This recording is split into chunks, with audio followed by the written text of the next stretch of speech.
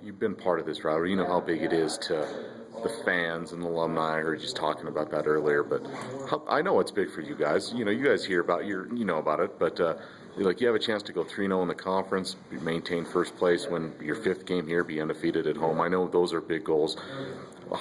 How's kind of draw the line? What's the fine line between getting motivated to beat your rival or maintaining a lot of the goals of the season? Obviously, beating CSU will go a long way to helping achieve those goals. But how do you kind of differentiate those so you don't maybe get too caught up in the rivalry and maybe lose some focus of what you need to do? Yeah, I mean, when you put it all together at the end of the day, they all go with each other. I mean, at the end of the day, if we win the game, we accomplish all of our goals. We make the state happy, and we're happy at the end of the day. So really what we just got to do is just do what we do every game, just mentally prepare, mentally focus in, just study the game plan that our coaches put together. At the end of the day, the outcome will be what we like it to be. In your experience in this game, is it easier to do that because it is Colorado State and it is the rival, or is it harder sometimes because there's the hype and hearing all the questions about it from media people and fans and friends and stuff? Is it harder for this week than other weeks?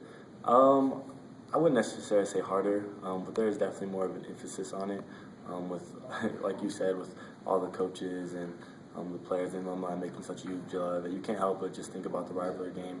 And of course, CSU always plays us tough, no matter what their record is, no matter what record we have. Like this game is always a tough game, so that's just something we always have to keep in mind when we play each other. I know, again, I guess I'll ask a Colorado State question. No one, I mean, of all the players on this roster now, none of them have experienced a loss to CSU. I'm sure, I don't know, did you know that? Or? Yeah, actually, I did know that. We were told that earlier this morning. And okay. So when we were told that, it kind of made me realize, like, it'd be nice to continue that streak and for me to graduate here being 4-0 against CSU and to get the seniors out here 4-0 against CSU and just continue that role and never end up here with a loss against them. As a Colorado guy, you know, was CSU in the recruiting picture for you? I mean, did they offer you? Were they heavily involved? Is there any of that kind of background stuff? Yeah, well, CSU was interested once I was coming up on my visit against Wyoming. I got a phone call saying pretty much, I want you to take a visit here. And I said, okay, I'll keep it in mind. And then once I committed to Wyoming, I called the coach back and let them know that I was no longer interested. So I was kind of like a second option to them, and Wyoming was a first option. They made me feel like a first option. So, right. I mean, I was their second option.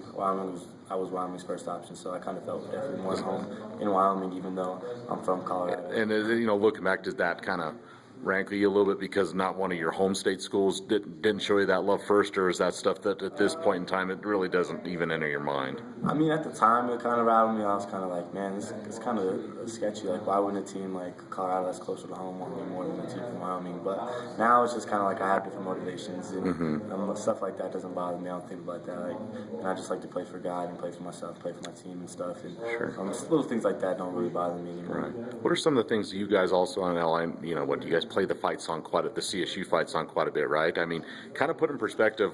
I mean, how much are you hearing it a day, and when are you hearing? Is doing that just to kind of motivate you, or just kind of get you ready, or what's kind of the reasoning behind that? I think I'm actually hearing it right now. Actually, no, we played in the locker room 24/7, and I mean, I just went down there just a second ago to grab my bag, and it's playing right now. I mean, no one's in there, and it's still playing. And we go work out and lift weights. It's playing. It plays continuously, and I just think it's our coaches just do it to remind us continuously that it is Sheep Week and how big and important this game is. What was I mean, you won all the, you know, every time since you've been here, you've won all the games. What was your first border war memory that you really realized how big this was, and what really stands out, at least thus far in your career, about this football game?